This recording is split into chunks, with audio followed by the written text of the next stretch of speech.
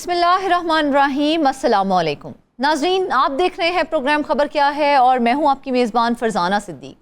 नाज़रीन, आज प्रोग्राम के पहले हिस्से में हम आपको बताएंगे कि मुल्क भर के तालीमी इदारों में मनशियात के इस्तेमाल में इजाफा हो रहा है। स्कूल्स, कॉलेजेस और यूनिवर्सिटीज़ के तलबा और तालिबात में मनशियात का रुझान बढ़ने लगा है और एंटी नारकोटिक्स फोर्स ने बहुत सारी यूनिवर्सिटीज़ में मनशियात ज़ब्त भी कर ली है। मज़ीद तफसीलात बताने के लिए हमें ज्वाइन करेंगे नुमाइंदा खसूसी इस्लामाबाद रियाजुल हक, जबकि प्रोग्राम के दूसरे हिस्से में आपको बताएंगे कि लोकल गवर्नमेंट के शोबा प्लानिंग वाघा जोन में करोड़ों रुपए की बदउनवानी का इंकशाफ हुआ है और वाघा जोन में बगैर नक्शा मंजूरी तामीरात मुकम्मल करवाने की आड़ में करोड़ों रुपए की नक्शा फीस चोरी की गई है। इस खबर की मज़ीद तफसीलात बताने के लिए हमें ज्वाइन करेंगे नुमाइंदा लाहौर फ़हीम अमीन। नाज़रीन, प्रोग्राम के आखिरी हिस्से में एक अहम रिपोर्ट के बारे में आपसे बात करेंगे। Pakistan council of research in water resources की साल 2025 की रिपोर्ट में कराची को फराहमी पानी के हवाले से चौंका देने वाले इंकशाफात सामने आ गए हैं। इस रिपोर्ट की मज़ीद तफसीलात बताने के लिए हमें ज्वाइन करेंगे नुमाइंदा कराची शाहिद हुसैन सैलरा। तो चलते हैं आज की पहली खबर की जानिब। आपको बताएं कि मुल्क भर के तालीमी इदारों में मनशियात के इस्तेमाल में इजाफा हो रहा है। स्कूल्स हों, कॉलेजेस और यूनिवर्सिटीज़ हों, इन सबके तलबा और तालिबात में मनशियात का रुझान बढ़ने लगा है। पाकिस्तान में मनशियात का बेदरेग इस्तेमाल एक खौफनाक हकीकत बनकर नौजवान नस्ल को अपनी लपेट में ले रहा है। नौजवान नस्ल किसी भी मुल्क के लिए मुआशी ईंधन के तौर पर काम करती है, लेकिन अफसोस आज पाकिस्तानी नौजवान नस्ल मनशियात के इस्तेमाल से मुल्क के लिए एक मुआशी बोझ बन रही है। पाकिस्तान, जिसे पहले ही लातादाद मसाइल ने अपनी गिरफ्त में ले रखा है, नाज़रीन, वहाँ मनशियात का इस्तेमाल उन मसाइल में बेपनाह इजाफा कर रहा है। सोचने की बात तो ये है कि इसका इस्तेमाल इतना सरेआम क्यों हो चुका है। मज़ीद इस खबर पर तफसीली गुफ्तगू करने के लिए हमारे साथ मौजूद हैं इस्लामाबाद स्टूडियो से नुमाइंदा खसूसी रियाजुल हक। रियाज, सबसे पहले तो हमें ये बताएं ना कि तलबा मुस्तकबिल में मार होते हैं जो मुल्क की तामीर और तरक्की में सबसे अहम किरदार अदा करते हैं। क्या अब तलबा भी मनशियात फरोशों से महफूज नहीं रहे हैं? जी बहुत शुक्रिया फरजाना, ये इंतहाई अहम टॉपिक है और तालीमी इदारों में मनशियात का इस्तेमाल जो बड़ी इत्तलात आए और हमारे सामने आए रोज़ हमें ख़बरें मिलती हैं। ANF जिस अंदाज़ में तालीमी इदारों से मुंसलिक जो लोग हैं, जो ड्रग पेडलर्स हैं, जो मनशियात को फ़रोख्त करते हैं, जो उसका धंधा करते हैं, उन बहुत से लोगों को, ग्रोहों को ये पकड़ते हैं और आए दिन हमें ख़बरें देखने और सुनने को मिलती हैं। और हैरानकुन और अफसोसनाक ख़बर ये है कि एक यूनिवर्सिटी लेवल के स्टूडेंट से शुरू होता है और स्कूल लेवल के हाई स्कूल या प्राइमरी के बाद 8वीं 9वीं 10वीं जो जमात के बच्चे होते हैं, O लेवल्स A लेवल्स के बच्चे जो होते हैं, उनमें बाकायदा तौर पे ये रुझान शदीद पाया जाता है। और इस स्टोरी की अहमियत इस वजह से भी है कि हाल ही में एक स्टैंडिंग कमेटी में बैठने का इत्तफाक हुआ जिसमें DG जो ANF हैं वो आए हुए थे और बहुत से लोग हायर एजुकेशन कमीशन से और इस्लामाबाद पुलिस के लोग और बहुत से लोग आए हुए थे जिन्होंने ओवरऑल पाकिस्तान के जो तालीमी इदारे हैं उनके अंदर और इस्लामाबाद में इनमें जो मनशियात के हवाले से है कि हुकूमत, इंतज़ामिया, ANF और हाई एजुकेशन कमीशन और इस्लामाबाद के जो फेडरल डायरेक्टरेट ऑफ एजुकेशन है, ये सब क्या कर रहे हैं। तो बड़ा अफसोसनाक जो है एक ओवरव्यू सामने आया और जिसमें वो ये था कि बिला तफरीक़े जो है वो क्लास या जिसे कहते हैं कि जो मौशी तौर पे बहुत ऊंचे लोग हम अक्सर हमारे यहाँ एक परसेप्शन पाई जाती है कि शायद उमरा के बच्चे जो है वो उसमें शामिल होते हैं, लेकिन कुछ जो फाइंडिंग्स एक रिपोर्ट की शेयर की गई आयशा रज़ा की तरफ से और उन्होंने कहा कि ये रिपोर्ट अभी तकरीबन फ़ाइनल होने वाली है, इसकी तफसीलात हम बाकायदा तौर पे आप सबसे शेयर करेंगे, जिसमें उन्होंने कहा कि तालीमी इदारों में उन्होंने जो एक सर्वे किया है और पूरे पाकिस्तान में, उसके मुताबिक कोई एक वजह नहीं है जिसको तलाश किया जाए कि ये वजह थी या 2 वजह थी या 3 वजूहात थी जिसकी वजह से लोग जो बच्चे हैं उनमें यूनिवर्सिटी लेवल तक के उनमें जो मनशियात जो कंज्यूम करने की जो रखने वाले जो स्टूडेंट्स हैं वो मनशियात से मुतासिर हो रहे हैं अब। जी बिल्कुल। और इस मनशियात का जब ANF के हुकाम ने जब कमेटी को बताया तो उसमें हैरानकुन इंकशाफात थे। कुछ हमने अपनी रिसर्च भी की जिसमें हम आज अपने प्रोग्राम में भी उसका जिक्र करेंगे कि एक तकरीबन पूरे मुल्क की उन्होंने कहा कि 190 से ज़ायद यूनिवर्सिटीज़ تقریباً 250 کے قریب پاکستان میں یونیورسٹیز ہیں، جس میں 120-130 کے قریب سرکاری ہیں اور باقی جو ہے وہ پرائیویٹ یونیورسٹیز ہیں۔ تو 190 سے زائد یونیورسٹیز سے انہوں نے کہا کہ انہوں نے منشیات جو ہے وہ پکڑی ہیں، اور اس میں تقریباً اچھی خاصا لوگوں کا تقریباً 420 افراد کو انہوں نے پکڑا ہے پورے ملک بھر سے، جو ان یونیورسٹیز کے لوگ ہیں ان میں ایسے افراد کو پکڑا ہے جو منشیات کی فروشی میں ملوث تھے۔ اور یہ طلباء نہیں ہے، منشیات فروشی میں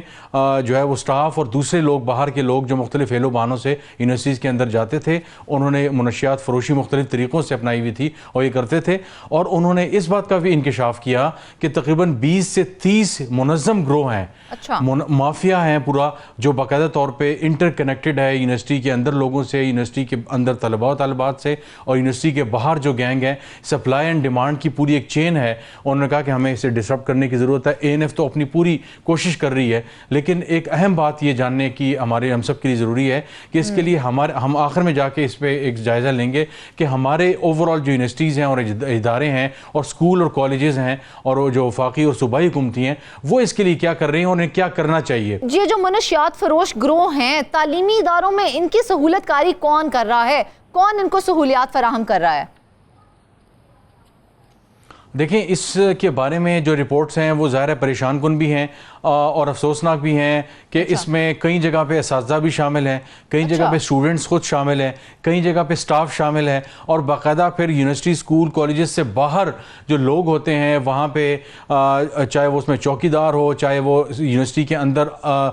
باہر سے جو ہے مختلف تفصیلات ہوتی ہیں، چاہے وہ اسٹیشنری کی ہوں، چاہے وہ کینٹین کا ہو، چاہے وہ فرنیچر وغیرہ ہو، چاہے وہ مالی وغیرہ ہوں، ان کے تھرو یہ ساری جو ہے وہ سپلائی ہوتی ہے اور باقاعدہ طور پہ اچھی خاصی پیمنٹس ان کو ہوتی ہیں۔ ظاہر ہے اسٹوڈنٹ یونیورسٹی لائف میں، کالج لائف میں، اسکول لائف میں ہوتے ہیں تو ان کو پاکٹ منی کے یہ تمام مسائل کے ایشوز ہوتے ہیں۔ تو جب ان کو اس طرح کا لالچ دیا جاتا ہے کہ آپ نے یہ چند پیکٹس اندر لے کے جانے ہیں اور آپ کو 5,000 روپے دے دیے جائیں گے، تو وہاں اگلوں سے وہ شاید 50,000 روپے ریسیو کر لیں، لیکن سپلائی کرنے والا اسٹوڈنٹ ہے، بیگ میں اس نے ڈال لی، بیگ چیک دیکھا جائے تو یہ ایک ٹرائیو ہے، طلبہ کا، والدین کا اور اساتذہ کا۔ طلبہ کو ہم نے منشیات سے بچانا ہے، والدین اور اساتذہ نے اس کے اوپر چیک رکھنا ہے، تو والدین اور اساتذہ کا اس میں کیا کردار ہو سکتا ہے تاکہ طلبہ کو منشیات سے بچایا جا سکے؟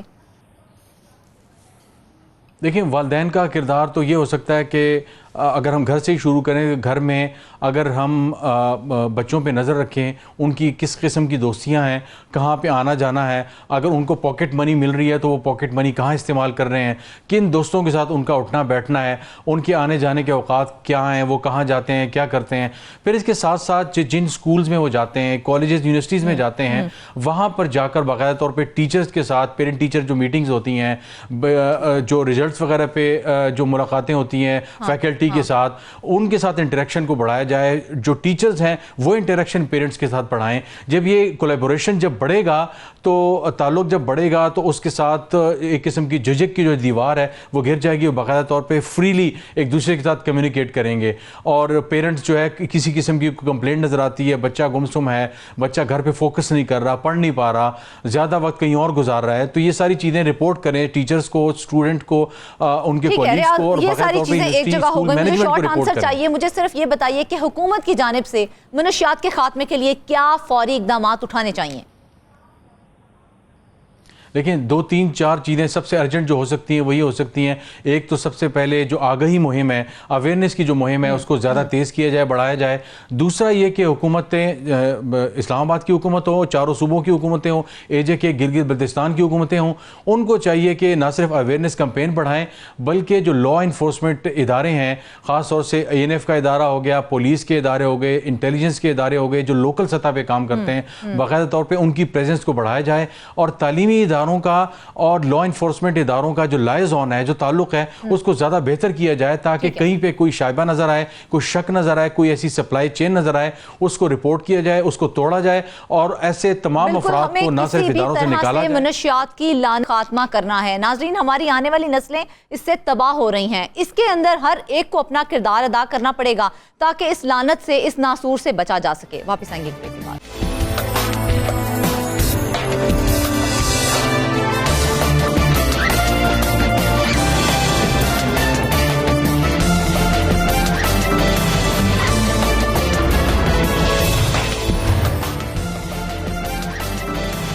वेलकम बैक नाजरीन। बात करेंगे बड़े ही अहम मामले के हवाले से। आपको बताएं कि लोकल गवर्नमेंट के शोबा प्लानिंग वाहगा जोन में करोड़ों रुपए की बदउनवानी का इंकशाफ हुआ है। वाहगा जोन में बगैर नक्शा मंजूरी तामीरात मुकम्मल करवाने की आड़ में करोड़ों रुपए की नक्शा फीस चोरी की गई है।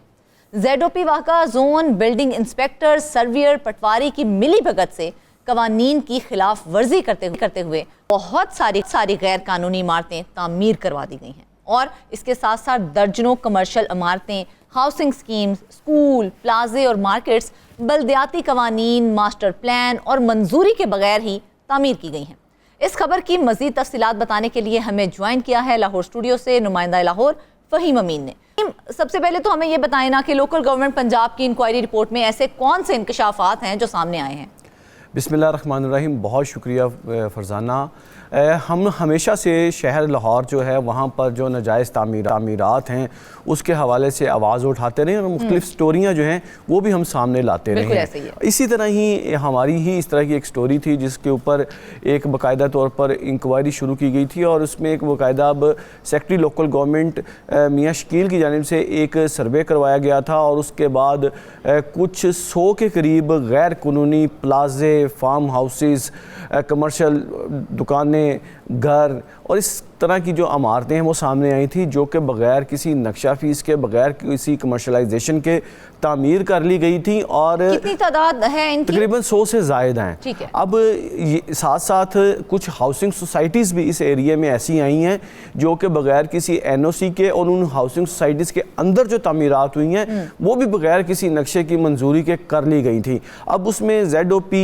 और इसके बाद कुछ बिल्डिंग इंस्पेक्टर जो हैं उनको कसूरवार ठहराया गया। और जो बड़ी दिलचस्प बात यह है कि आमतौर पर यह तस्वुर किया जाता है कि जो करप्शन है वो हमेशा जो मर्द ऑफिसर्स हैं उनके ज़िम्मे में आती है। लेकिन यहाँ पर 2 ख़वातीन ऑफिसर्स थीं जो कि बाकायदा तौर पर इस पर पूरे मामले में इन्वॉल्व थी। उनसे बाकायदा तौर पर अब तहरीरी तौर पर जवाब भी मांग लिया गया है। मुतअद्दिद बार पहले जो उनके डिपार्टमेंट के लोग थे उनकी जानिब से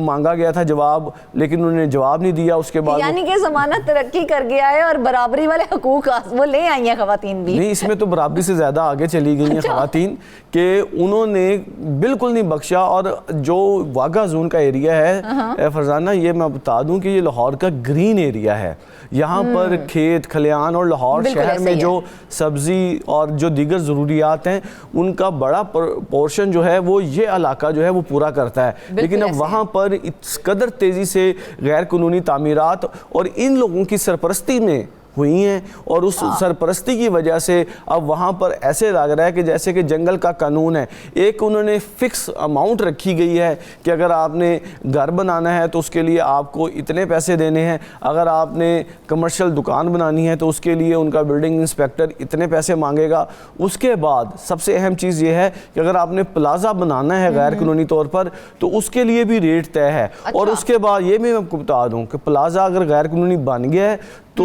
उसकी मुकम्मल पुश्त पनाही करने के पैसे अलहदा से हैं। आज से 3-4 रोज़ कबल जो है ये वाघा जोन के इलाके में ही एक ऑपरेशन किया गया था प्लाजे के ख़िलाफ़। मैं क्योंकि उसका आई विटनेस हूँ, थोड़ा सा उसका बैकग्राउंड मैं बता दूँ। जो इंतज़ामिया है पहले तो 15 दिन उन्होंने उस ऑपरेशन की जो है वो डिले किया, तैयारी की, मशीनरी नहीं मिल रही। और जब मशीनरी मिल गई तो उसके बाद फिर सामने से उसके 2 शेड्स गिरा दिए और बिल्कुल इसका तो हम कई बार जिक्र कर चुके हैं। और उसके बाद क्या हुआ, अब नई चीज़ क्या है, वो गिरा के गए हैं, सुबह वो दोबारा बन गया। अच्छा, अब वो जब दोबारा बन गया और इस तरह की 8 बिल्डिंग्स ऐसी थीं जो उन्होंने एक दिन पहले गिराई और अगले दिन बन गई। और इस बारे में जब जो टाउन के जो आला हुकाम हैं लाहौर के, उनके इल्म में जब ये बात लाई गई तो उन्होंने फिर बाकायदा तौर पर ZOPs, बिल्डिंग इंस्पेक्टर्स और जो सर्वेयर्स हैं उनको ये हवाले से कहा कि अगर कोई बना रहा है तो उसके ऊपर FIRs दें। इन्होंने 1-2 लोगों के ख़िलाफ़ इस्तगासे भी दे दिए, लेकिन वो बिल्डिंग्स दोबारा से बन गई हैं, दोबारा से वहाँ पे कारोबार भी शुरू हो चुका है, सब कुछ दोबारा से शुरू हो चुका है। तो मसला ये है कि अगर एक गैर कानूनी बिल्डिंग बन गई है तो वो मुकम्मल मस्मार क्यों नहीं की जा रही, उसके बिजली के कनेक्शन किस तरह हो गए, उसमें पानी का कनेक्शन किस तरह हो गया, सारी सहूलियात वहाँ पे देनी पड़ती हैं ना, और वो दी गई हैं। اور وہ کیسے دے دی گئی ہیں؟ بالکل. اور اب جو صورتحال یہ ہے کہ اس کے اوپر سیکٹری لوکل گورنمنٹ جو ہیں انہوں نے بڑی ایک سختی اور برہمی کا اظہار کیا اور انہوں نے باقاعدہ طور پر ایک پراپر لسٹ کے ساتھ ایک بلڈنگ جو ہے انہوں نے بتایا کہ جی یہ والی بلڈنگ کس بلڈنگ انسپیکٹر اور کس زونل آفیسر کے دور میں. پہلے تو فہیم ہمیں ذرا علاقے ہائی لائٹ کر دیں. واغہ زون کا آپ نے ذکر کیا ہے, تو واغہ زون میں کون کون سے اور کتنے علاقے ہیں جن میں سب سے زیادہ غیر قانونی تعمیرات سامنے آئیں؟ دیکھیں جی, اگر ہم اس کی بات کریں تو یہ آپ جی ٹی روڈ پہ جو واغہ کی طرف جاتے ہیں تو یہ پورا علاقہ جو ہے وہ واغہ زون کا کہلاتا ہے. اس کے بعد ہربنس پورہ کا کچھ علاقہ ہے, رنگ روڈ کا کچھ انڈسٹریل ایریا اس کے ساتھ آتا ہے. تو یہ ایک, اور آگے اگر آپ جائیں تو تقریباً یہ ہربنس جلو موڑ کا علاقہ جو ہے وہ بھی آتا ہے. تو یہ ایک بہت بڑا ایریا ہے, اور جب سے اہم چیز یہ ہے کہ یہ وہ علاقہ ہے جو کہ گرین ایریا ہے. اور آپ کو میں بتا دوں کہ یہاں پر ایک ہم نے سکینڈل بھی بریک کیا تھا, ایک کہ امور کشمیر کیا ایک یہاں پر ہزاروں ایکڑ رقبہ تھا, وہ ہزاروں ایکڑ رقبہ جو ہے وہ ہاؤسنگ سوسائٹیز میں تبدیل ہو گیا. وہاں پر گھر بن گئے, یہ سارا کچھ وہاں پہ بن گیا. اب جب سارا کچھ بن گیا تو اس کو روکنے کی جو بنیادی طور پر ذمہ داری تھی وہ ہماری ان واغہ زون کے بلڈنگ انسپیکٹرز کی تھی, زونل آفیسرز کی تھی, ان لوگوں کی ذمہ داری تھی. لیکن انہوں نے بالکل نہیں اس کے اوپر روکا, صرف مال پانی اکٹھا کیا, جس سے کروڑوں روپے کا نقصان جو ہے وہ نقشہ فیس کی مد میں ہوا ہے. نہ وہاں پہ فائر فائٹنگ کے آلات وہاں پر لگائے گئے ہیں, نہ وہاں پر اگر ہم بات کریں تو پارکنگ کا کوئی انتظام ہے, کیونکہ یہ تمام بنیادی ضروریات ہوتی ہیں جب بھی کسی پلازے کی. لیکن فہیم پارکنگ کیسے گے؟ یہ سہولیات تو قانونی تعمیرات کو دی جاتی ہیں. ایک تو وہ غیر قانونی تعمیرات وہاں پر کر لیتے ہیں, پھر سب سے بڑا مسئلہ آتا ہے پارکنگ کا, کیونکہ پارکنگ نہیں دی جاتی تو اور بھی ٹریفک کے بہت سے ایشوز سامنے آ جاتے ہیں. تو کیا وہاں پر پارکنگ کی سہولت دینا قانونی ہے یا پھر غیر قانونی ہے؟ دیکھیں, پارکنگ بچانے کے لیے جتنے پیسے دیے جاتے ہیں نا وہی تو پیسے ہوتے ہیں اصل میں. اگر آپ ایک پلازا ہے اس میں اگر آپ نے 4 منزلہ بنانی ہے تو وہ کہتے ہیں کہ 1400 پر سکوائر فٹ جو ہے آپ نے ایک گاڑی اور 2 موٹر سائیکلوں کی پارکنگ دینی ہے. بالکل ایسے ہے. ٹھیک ہے, اگر آپ یہ پارکنگ دیتے ہیں تو آپ کا ایک فلور جو اگر آپ 4 فلور بناتے ہیں تو ایک فلور پہ تو پارکنگ چلی گئی. اب اگر کوئی پلازا جو ہے وہ جی ٹی روڈ کے اوپر ہے, قائد اعظم انٹرچینج کے پاس موجود ہے, تو اس کا اگر آپ 10 مرلے کا پلازا اس کا اگر گراؤنڈ فلور لگائیں گے تو اس کا 3 سے 4 لاکھ روپے کرایہ آتا ہے. اور اگر وہ 3-4 لاکھ روپیہ دے کے بغیر پارکنگ کے وہ پلازا بنا لیا جاتا ہے تو 1 مہینے کے آپ نے کرائے کے پیسے ان آفیسرز کو دے دیے, اور اس کے بعد ساری زندگی آپ نے عوام کو بھی ذلیل کیا, کیونکہ پارکنگ نہیں ہوگی تو سڑکوں پر گاڑیاں لگیں گی, موٹر سائیکلیں لگیں گی, تو عوام بھی ذلیل ہوں گے. تو یہ دونوں غیر قانونی تعمیرات تو انہوں نے کر لیں, تو پھر پارکنگ کی سہولت جب وہ نہیں دیتے ہیں تو اس پر ان کا کیا موقف ہوتا ہے؟ پھر دیکھیں, اب اس طرح کے موقع میں پھر جب ٹریفک پولیس آ کے ان متعلقہ پلازے والوں کو پوچھتی ہے کہ جی آپ کا یہاں پہ رش کیوں لگا ہوا ہے, تو وہاں پہ پھر لڑائی جھگڑے ہوتے ہیں. زیادہ سے زیادہ وہ ٹریفک والے ہیں جو وہ روڈ بلاکیج کی ایک ایف آئی آر دے دیں گے. یہ میں آپ کو بتا دوں کہ آج سے تقریباً کچھ سال قبل 2-3 سال پہلے کی بات ہے, باقاعدہ طور پر جتنے بھی پلازے تھے ان کے اوپر جو ایل ڈی اے کی جوریڈکشن میں آتے تھے, اگر وہاں پہ پارکنگ نہیں تھی تو ٹیپا کی جانب سے ان بلڈنگز کو نوٹسز جاری کیے گئے, ان کو بھاری جرمانے کیے گئے, اور ان پلازوں کو, ان مارکیٹوں کو سیل کر دیا گیا تھا کہ جی کہ جب تک یہاں پر کتنے عرصے کے لیے فہیم کتنے عرصے کے لیے سیل کیا گیا تھا؟ یہ جو چیز کی گئی تھی یہ تو انہوں نے اس وقت کی نا جن کی ذمہ داری تھی, انہوں نے ذمہ داری اگر پوری نہیں کی تو بعد میں ایل ڈی اے کو اپنی جوریڈکشن میں تو خیال آ گیا. لیکن سٹی ڈسٹرکٹ گورنمنٹ کی جوریڈکشن جو ہے وہاں پر تو ایسا جرمانے کا کانسیپٹ نہیں ہے, وہاں پہ تو کانسیپٹ ہے کہ اگر ایک چیز غیر قانونی بنی ہے تو اس کو مسمار کریں آپ. بالکل ایسے ہی. ٹھیک, جب وہ, اور مسماری کی سزا سب سے بڑی سزا ہے, لیکن وہ مسمار کیا ہی نہیں جا رہا. اگر کیا جا رہا ہے تو پہلے پوری کی جا رہی ہے فارمیلٹی. اور ایک چیز اور فرزانہ, ایک چیز اور یہ ہے کہ جب پلازا بنتا ہے اس کے بعد جب اس کو پتہ چل جاتا ہے کہ یہاں پر آپریشن ہے تو اس پلازے کے قریب بڑے بڑے ٹرک لا کے کھڑے کر دیے جاتے ہیں اس دن, اور مشین جو ہے ایکسیویٹر جو ہے وہاں تک پہنچ ہی نہیں پاتا. جب وہاں پہ پہنچتا نہیں ہے تو اس کو کچھ, ہم نے اپنی گزشتہ سٹوری میں بھی کیا تھا جب ہم نے اس معاملے کو ہائی لائٹ کیا تھا. بالکل ایسے ہے. اب آج کی جو ہماری خبر ہے اس کے مطابق جو سیکٹری لوکل گورنمنٹ ہیں ان کی جانب سے ایک بولڈ سٹیپ لیا گیا ہے.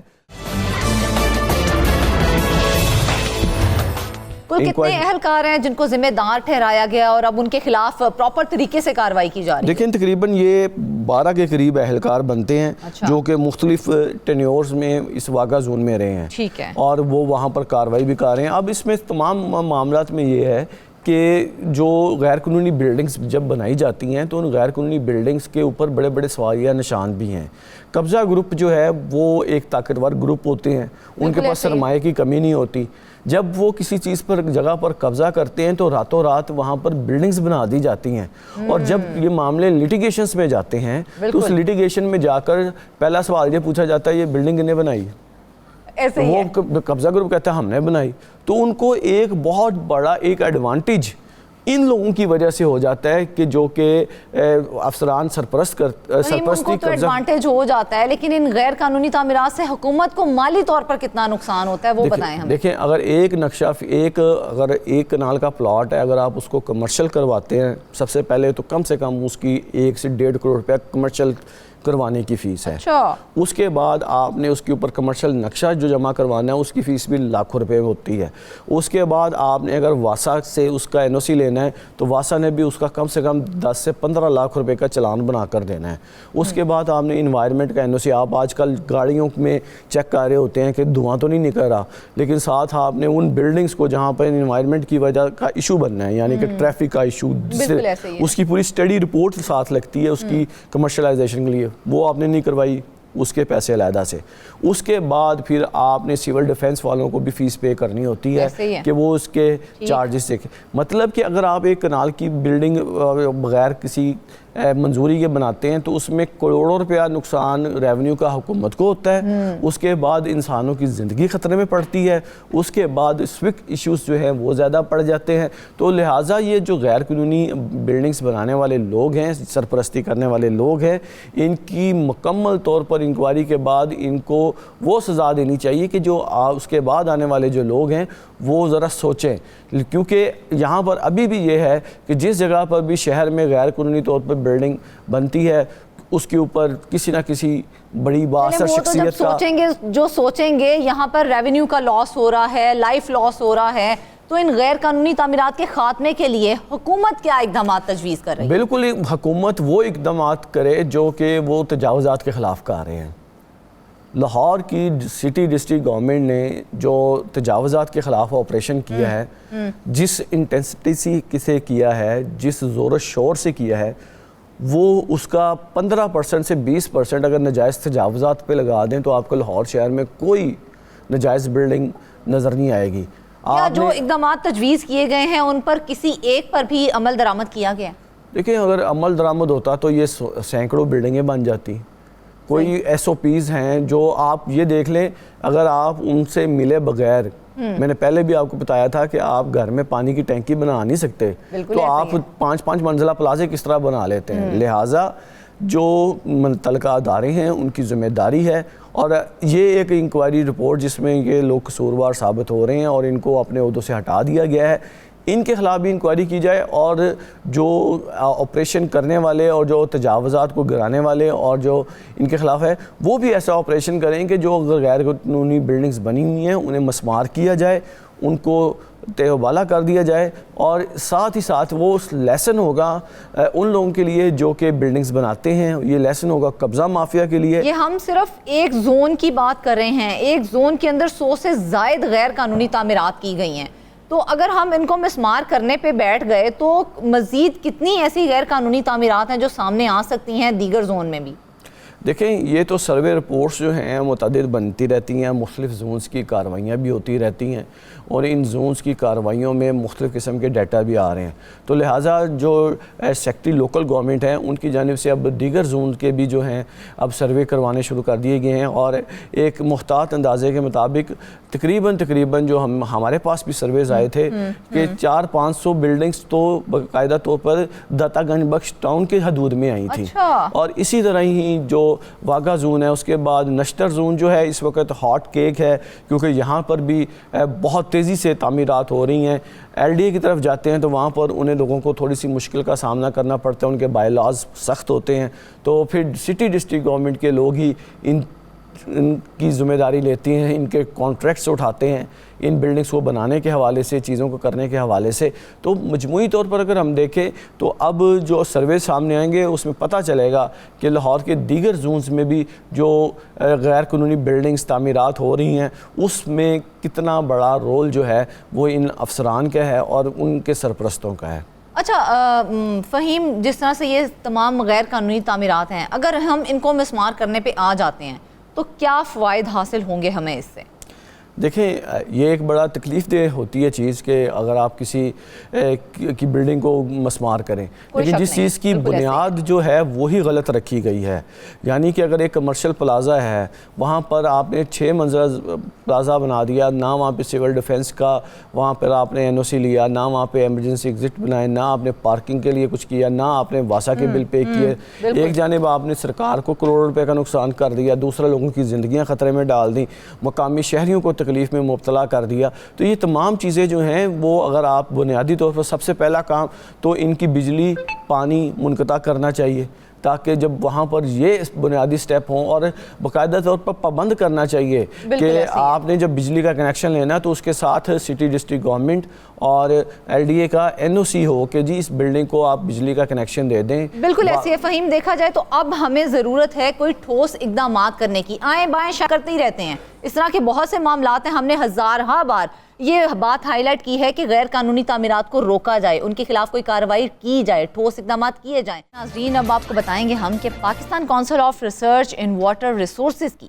سال 2025 کی رپورٹ میں کراچی کو فراہمی پانی کے حوالے سے اب چونکا دینے والے انکشافات سامنے آ گئے ہیں. رپورٹ کے مطابق پاکستان تیزی سے پانی کی کمی کی جانب بڑھ رہا ہے، اور ایک اندازے کے مطابق 2040 تک پاکستان میں پینے کا پانی ختم ہو سکتا ہے. جبکہ بنیادی وجوہات میں بڑھتی ہوئی آبادی ہے، موسمیاتی تبدیلی ہے، گورننس اور پانی کی کمی کی وجہ سے مسائل بھی بڑھ رہے ہیں. کراچی کو 95% پانی Karachi water and sewerage board فراہم کرتا ہے. اس رپورٹ کی مزید تفصیلات بتانے کے لیے ہمیں جوائن کیا ہے شاہد سیلرا نے. شاہد، رپورٹ میں ایسے کون سے پریشان کن انکشافات سامنے آئے ہیں، ذرا ہمارے ساتھ شیئر کیجیے گا. دیکھیں، رپورٹ جاری کی گئی ہے جو وہ انتہائی اہم ہے، اس لیے کہ یہ حکومت کو جگانے کے لیے جو ہے وہ بڑی اہم ہے، کیونکہ جو کراچی میں خاص طور پر پانی فراہم کیا جا رہا ہے اس میں بھی جس طرح 95% کا آپ نے بتایا کہ شہریوں کو پانی واٹر اینڈ سیوریج بورڈ فراہم کرتا ہے، لیکن ان کو بھی پانی جو ہے وہ نہیں مل پا رہا. اس طرح چونکہ جو صوبائی حکومت ہے وہ 2008 سے لے کے اب تک کام کر رہی ہے، متبادل ذرائع بھی پانی کے فراہم نہیں کیے گئے، اور زیر زمین جو پانی ہے وہ بھی مزید نچلی سطح تک ایک گہرا ہو چکا ہے. اور خاص طور پر اس کے اندر جو نمکیات اور مضر صحت نمکیات ہیں جس کو ورلڈ بینک نے بھی قرار دیا ہے، وہ بھی اب جو ہے وہ مزید گہرا ہو چکا ہے، شہروں تک وہ بھی نہیں پہنچ پا رہا. جو اعداد و شمار سامنے آئے ہیں، جو خاص طور پر سروے رپورٹ جاری کی گئی ہے، اس سروے رپورٹ کے مطابق 2040 تک اگر اس طرح کی جو سچویشن جو آج کل چل رہی ہے پورے پاکستان میں اور خاص طور پر کراچی میں، تو پانی دستیاب بھی نہیں ہوگا، خاص طور پر پینے کا بھی. لیکن اب تک جو دیکھ رہے ہیں کہ عملی اقدامات یہ رپورٹ جاری ہونے سے پہلے بھی بعد میں بھی جو سامنے نہیں آ رہے. اور خاص طور پر وزیر اعلیٰ سندھ نے خود کہا ہے کہ ہم کوشش کر رہے ہیں، چونکہ سمندر بھی قریب ہے اور تقریباً 50,000 گیلن جو پانی ہے وہ روزانہ صاف کر کے کراچی کے شہریوں کو فراہم کیا جائے. لیکن رپورٹ جو بتاتی ہے وہ بتاتی ہے کہ جو 2023 میں مردم شماری ہوئی تھی اس میں کراچی کی آبادی 20 ملین سے زائد ہے، لیکن 95% جو پانی ہے وہ کراچی کو واٹر سیوریج بورڈ فراہم کرتا ہے، جس میں دریائے سندھ اور کنجر جھیل کا علاقہ جو ہے وہ شامل ہے. اور تقریباً جو کراچی کو ضرورت ہے پانی کی وہ ہے 1200 MGD، لیکن جو پانی فراہم کیا جا رہا ہے وہ 650 ہے، اور 550 MGD کی پانی کی جو کمی ہے وہ شہر کو دیکھنے میں آ رہی ہے. اور اس طرح مجموعی طور پر جو نمکیات ہیں جو گہرے یا بورنگ کے پانی سے جو حاصل کیے جاتے ہیں اس میں بھی خطرناک حد تک جو ہے اضافہ ہو چکا ہے. اور اس رپورٹ کے مطابق جو نمکیات کی اس وقت جو موجودہ صورتحال ہے وہ ہے 4000 سے زائد، بلکہ 4 سے 12,000 تک جو ہے وہ پہنچ چکی ہے. اور ورلڈ بینک نے جو قرار دیا تھا وہ 1000 سے زائد اگر نمکیات کی تعداد ہو جائے پانی کے اندر تو وہ انتہائی مضر صحت ہوتا ہے، جس میں ڈائریا، ہیپیٹائٹس اور اس کے علاوہ ٹائیفائڈ اور دیگر جو سنگین بیماریاں ہیں وہ بھی پھیل سکتی ہیں. اور 41% جو کراچی ہے اس کی کل آبادی میں سے اس کو پانی دستیاب ہی نہیں ہے. اچھا شاہد، ابھی آپ نے ہمیں بتایا کہ کراچی کو 95% پانی جو ہے وہ Karachi water and sewerage board فراہم کرتا ہے، لیکن اس کے باوجود ہم نے دیکھا کہ کراچی کے لوگ باہر سے پانی خریدتے ہیں. تو کتنے فیصد لوگ ہیں جو باہر سے پانی خریدنے پر مجبور ہیں؟ کراچی کے 81%، جو یہ رپورٹ جاری کی گئی ہے، کراچی کے جو شہری ہیں 81% جو پینے کا پانی ہے ان کے پاس دستیاب نہیں ہے۔ آج عدالت کہتی ہے کہ جب ہم نے جنوری میں کیس دائر کیا گیا تھا کہ افسران پانی کی سپلائی جیسے معاملے کو بھی پورا نہیں کر پا رہے اور ان کو ریٹائر بھی ہو چکے ہیں، مستقل افسران بھی نہیں ہیں، تو ان کو تعینات کرنے کی وجہ کیا ہو سکتی ہے؟ عدالت نے اپنے فیصلے میں قرار دیا کہ جب عدالت نے کہا کہ یہ افسران کو معطل کیا جاتا ہے اور میرٹ پہ تعینات کیا جائے دوسرے افسران کو، تو اس وقت حکومت نیند سے جاگی، یعنی کہ اتنا گہرے الفاظ استعمال کیے۔ اور خاص طور پر کل بھی گزشتہ جو سماعت ہوئی تھی جسٹس عمر سیال صاحب نے کہا کہ 26ویں ترمیم کے بعد تو سندھ حکومت کا رویہ ہے عدالتوں سے تبدیل ہو چکا ہے، یعنی کہ عدالتوں میں جو قانون ہے، جو عدالتوں نے قرار دیا ہے کہ اس طرح جو ہے وہ مختلف اداروں کو چلایا جائے، ان میں میرٹ پہ تقرریاں کی جائیں، وہ بھی نہیں ہوتی۔ تو اب عدالت نے 2 مہینے کا ان کو ٹائم دیا ہے کہ جو متعلقہ ڈپارٹمنٹ ہیں ان میں، اور خاص طور پر واٹر اینڈ سیوریج کارپوریشن کا جو ڈپارٹمنٹ ہے اس میں میرٹ پر افسران کی تقرری کی جائے، کیونکہ پانی کی جو صورتحال ہے اس میں عدالت نے اپنے فیصلے میں بھی لکھا ہے کہ کراچی کے بیشتر حصے کو پانی نہیں مل پا رہا، اور یہ واٹر اینڈ سیوریج بورڈ جو ہے پانی فراہم کرتا ہے، لیکن افسران کی نااہلی کی وجہ سے بہت بڑا مسئلہ بنتا جا رہا ہے، اور افسوس کی بھی یہ ہے کہ زیر زمین پانی بھی استعمال کے قابل اب نہیں رہا ہے۔ تو آپ نے جس طرح سے ذکر کیا کہ زیر زمین پانی میں نمکیات کی مقدار جو ہے وہ بڑھتی جا رہی ہے، تو اب یہ مقدار کہاں تک پہنچ چکی ہے اور یہ پینے کے لیے کس حد تک مضر صحت ہے؟ نمکیات کی مقدار جو ہے جو سروے رپورٹ جاری کی گئی تھی خاص طور پر Pakistan council of research and water resource کی جانب سے، انہوں نے بتایا کہ 4000 سے لے کے 12000 تک اس کی نمکیات کی تعداد پہنچ چکی ہے۔ ورلڈ بینک چونکہ یہ سارے معاملات کو پہلے بھی دیکھتا رہتا ہے، اگر 1000 سے زائد اگر نمکیات کی تعداد پہنچ جاتی ہے تو وہ انتہائی زیادہ مضر صحت ہوتا ہے، جس سے سنگین نوعیت کی بیماریاں پھیل سکتی ہیں۔ تو تعداد نمکیات کی بڑھ چکی ہے، اور اس کے بعد پھر حکومت اس چیز کو بھی نہیں دیکھ پا رہی، کیونکہ اگر زیر زمین پانی لیا جائے گا اور ایک تو ویسے وہ پانی گہرا بھی ہو رہا ہے اور مضر صحت بھی ہے، تو اس کے متبادل ذرائع ہونے چاہیے، جس میں آپ نے اکثر سنا ہوگا کہ 4 منصوبہ ہے جو پچھلے 8-10 سالوں سے لگاتار اس کی ریٹ بھی بڑھ رہے ہیں، اس کی مالیت میں بھی اضافہ ہو رہا ہے، لیکن اب تک وہ پانی کراچی والوں تک نہیں پہنچ سکا۔ لیکن کنجر جھیل اور دریا سندھ سے جس طرح پانی فراہم کیا جاتا ہے وہ بھی پورا نہیں ہو پا رہا ہے۔ جس طرح ہم نے بتایا کہ تقریباً 81% لوگ پانی پینے کا جو باہر سے خریدتے ہیں، تو باقی کتنے علاقوں میں آ رہا ہوگا وہ بھی آپ اس کا اندازہ لگا سکتے ہیں۔ تو ایک تو وہ نہیں ہے، دوسرا کل وزیر اعلیٰ سندھ نے جو ہے وہ کہا کہ ہم کوشش کریں کہ 50,000 گیلن جو ہے روزانہ ان کو صاف کیا جائے، کراچی والے شہریوں کو فراہم کیا جائے۔ سمندر کنارے پر ہے، لیکن کراچی کا کوئی ایسا علاقہ نہیں جس کی آپ مثال دے سکیں کہ یہ علاقہ جو ہے مثالی ہے، جس میں پانی بھی وہاں آ رہا ہے، وہاں ایجوکیشن کے، ہیلتھ کے اور دیگر جو معاملات ہیں بالکل پورے ہیں، ایسا کسی علاقے میں نہیں ہے۔ یعنی کہ اگر 2008 سے لے کے آج 2025 تک ایک ہی پارٹی کی حکومت ہے، تو جو چیزیں ہیں جس میں ہیلتھ، ایجوکیشن، چاہے وہ پانی کی فراہمی ہو یا دیگر، اس میں کوئی کسی ایک علاقے کی مثال نہیں دی جا سکتی جس میں تمام وزراء کراچی میں ہوتے ہیں۔ صوبے کا دارالحکومت کراچی ہے اور اس کے بعد پھر پانی جیسی سہولیات نہیں ہے، تو آپ اندازہ لگا سکتے ہیں کہ کس طرح سنجیدگی سے کام لیا جا رہا ہے، اور جن افسران کو بھی تعینات کیا جاتا ہے وہ افسران بھی اہل نہیں ہوتے۔ ایک تو یہ ہے کہ وہ جو متعلقہ جس طرح سے آپ نے بھی کچھ دیر پہلے بھی شاہد اس کا ذکر کیا ہے، یہ بڑا ایک اہم مسئلہ ہے تقرریوں کے حوالے سے بھی۔ تو کیا واٹر بورڈ کے جتنے بھی اعلیٰ عہدے داروں کی تقرریاں کی گئی ہیں وہ قانونی طور پر ٹھیک ہیں یا پھر نہیں ہیں ٹھیک؟ دیکھیں، ایک ایکٹ بنایا گیا تھا 2023 میں، عدالت نے اپنے فیصلے میں قرار دیا ہے کہ 2023 کے ایکٹ کے مطابق حکومت جو ہے واٹر اینڈ سیوریج بورڈ کو چلا رہی ہے، وہ تقرری تو ٹھیک ہے، لیکن چونکہ ان افسران کی نااہلی کی وجہ سے کراچی والوں کو پانی نہیں مل رہا، تو لہٰذا ان افسران کی تعیناتی بنتی نہیں ہے۔ یعنی کہ جو قانون کو 26ویں ترمیم کا جس طرح آپ نے دیکھا کہ وہ اس طرح آپ گھما دیں کہ قانون کے رکھوالے بھی گھوم جائیں کہ اس قانون کو چلانے کے لیے اب ہم نے کون سا طریقہ اختیار کرنا ہے۔ اب ساری چیزیں جس میں جیسے واٹر اینڈ سیوریج بورڈ کے جو سی ای او ہیں یا چیف ایگزیکٹو ہیں، اس کے چیئرمین میئر کراچی کو بنا دیا گیا۔ اب میئر کراچی یا صوبے کا منسٹر جو ہوگا وہ پانی کے معاملے کو دیکھ رہا ہوگا، تو جو پھر ریلیونٹ ڈپارٹمنٹ میں اگر کوئی جو افسر بٹھایا ہوا ہے تو اس کا ہونے یا نہ ہونے سے کوئی فرق نہیں پڑے گا، کیونکہ آرڈر تو اوپر سے آنے ہیں۔ تو یہ جو افسر صاحب کو بھی لگایا گیا تھا تو وہ بھی 2022 میں ریٹائر ہو چکے ہیں۔ 2022 میں ریٹائر ہونے کے محض 2 مہینے کے بعد دوبارہ ان کو 3 سال کے لیے کنٹریکٹ پر لگایا گیا۔ اس کے بعد پھر عدالت میں معاملہ آیا تو جنوری 2025 میں، تو اس کے بعد جب عدالت نے اسٹیج جاری کیا کہ ان کو کنٹریکٹ پر کیسے لگایا گیا ہے، تو اسی دوران انہوں نے ایک دوسرے افسر کو تعینات کیا۔ تو جو نااہلی ہے وہ عدالتوں میں بھی واضح ہو چکی ہے، اور خاص طور پر جس طرح عوام کو سہولیات فراہم کرنی چاہیے خاص طور پر پانی کے حوالے سے، وہ بھی فراہم نہیں کی جا رہی، اور صوبے کی حکومت کے جو وزراء ہیں خاص طور پر وہ جب بات کرتے تو ان کے حساب سے تو بالکل سب اچھا چل رہا ہے, لیکن سروے رپورٹ بھی آپ کے سامنے ہے, اور اس کے علاوہ جو council of research and water resources ہیں ان کی رپورٹ بھی آ گئی ہے, اور خاص طور پر عدالت میں طویل ترین یہ بحث ہوتی رہی, خاص طور پر عدالت کے اندر پانی کی فراہمی کے حوالے سے, وہ بھی سامنے آ چکی ہے. 3-4 چیزوں کے اینگل سے دیکھا جائے تو مجموعی طور پر آبادی کی جو ہے خاص طور پر بات کریں وہ بھی بڑھ رہی ہے. اس کے علاوہ اگر ہم سامنے آ گئی, کیا اس کے بعد پھر قانونی وہاں پر کوئی تعیناتی کی گئی ہے؟ 2 مہینے کا عدالت نے ان کو ٹائم دیا ہے کہ 2 مہینے کے اندر اندر آپ جو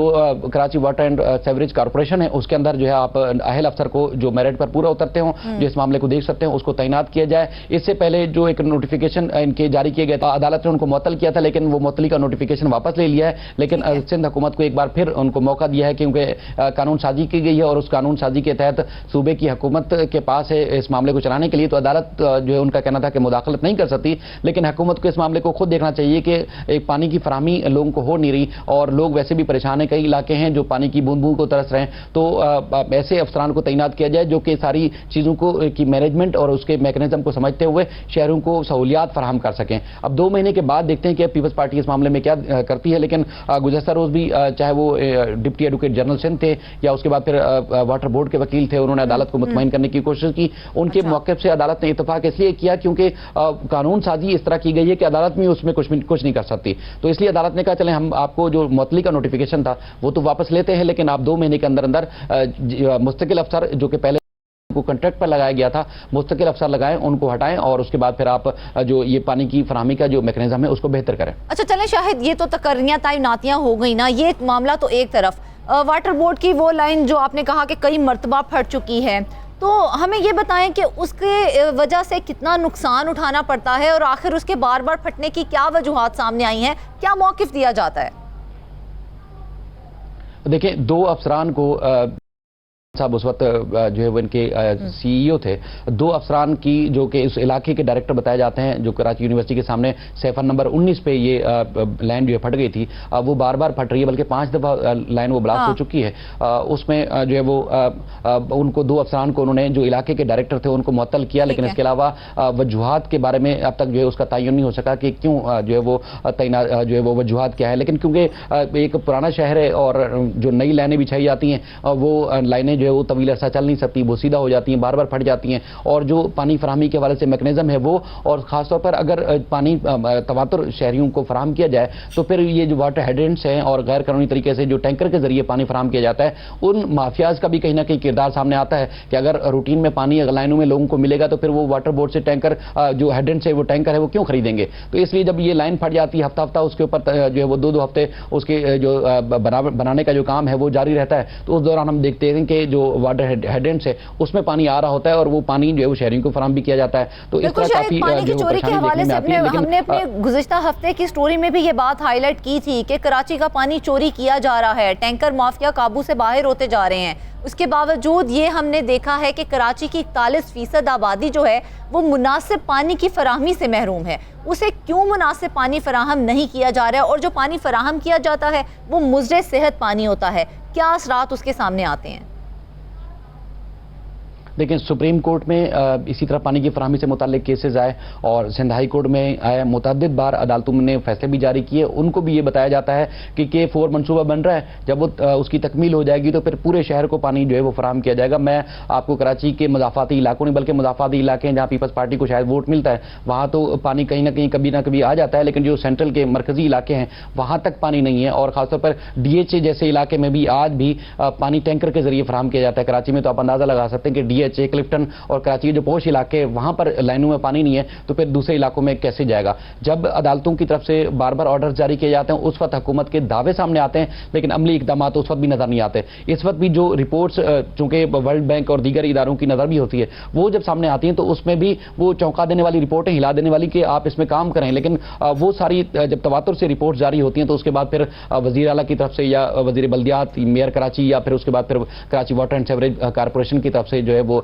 بیانات ضرور آتے ہیں لیکن عملی اقدامات جو ہے اب تک نظر نہیں آ رہے. میں جس علاقے میں خود رہتا ہوں 2018 سے وہاں پانی نہیں آ رہا, ہمیں خرید کر استعمال کرنا پڑتا ہے. تو اب اندازہ لگا سکتے ہیں کہ جو ڈسٹرکٹ سینٹرل کے علاقے ہیں تو ان علاقوں میں جہاں واٹر بورڈ کی لائنیں موجود ہیں, جہاں پر اس سے پہلے پانی آتا تھا, ان علاقوں میں پانی نہیں آ رہا. تو آپ سوچیں کہ جو مضافاتی علاقے اور خاص طور پر جہاں ان کا اپنا ووٹ بینک نہیں ہے, دوسری جماعتوں کا بالکل شاہد, دیکھا جائے تو ہم اس معاملے کو بار بار ہائی لائٹ کر چکے ہیں اور ہم تب تک ہائی لائٹ کرتے جب تک اس مسئلے کا حل سامنے نہیں آئے گا, کیونکہ صاف پانی سب کا حق ہے. ہم کراچی کی حکومت سے, کراچی کے وزراء سے یہ خاص طور پہ گزارش کرتے ہیں کہ خدارہ اس معاملے کو حل کیا جائے تاکہ ہر شہری کو پینے کا صاف پانی مہیا ہو سکے اور اس کے لیے ٹھوس اقدامات کیے جائیں. ناظرین, اس کے ساتھ ہی آج کے پروگرام سے بس اتنا ہی. ڈھیر ساری دعاؤں میں ہمیں یاد رکھیے گا. اجازت دیجیے, اللہ حافظ.